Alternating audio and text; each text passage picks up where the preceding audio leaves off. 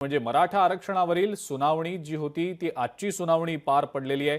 मराठा समाजाच्या एसीबीसी आरक्षणावर कुठलीही स्थगिती आता देण्यात आलेली नाही। त्यामुळे मराठा विद्यार्थ्यांना एसीबीसी अंतर्गत ऍडमिशन घेण्याचा मार्ग मोकळा झालेला आहे। मराठा आरक्षणासंदर्भातली पुढची सुनावणी आता 18 आणि 19 जुलैला पार पडणार आहे। मात्र अत्यंत महत्त्वाची ही अपडेट आजच्या सुनावणीच्या नंतर जी समोर येते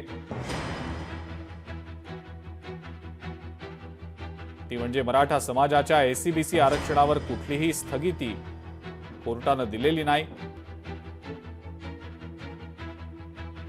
तो युक्तिवाद त्यांचा जो चालू होता तो विद्यार्थ्यांच्या ऍडमिशनसाठी चालू होता आणि त्यासाठी आज घाईने त्यांच्या प्रत्येकाच्या पिटिशन्स नवीन पुन्हा ते कोर्टासमोर सादर करत होते।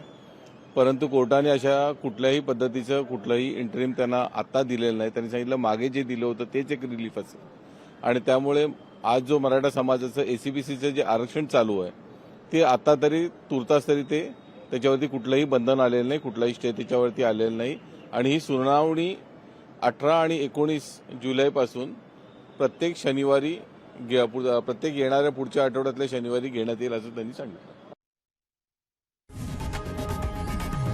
लोकशाही मराठी ऐका, पहा, जागरूक रहा।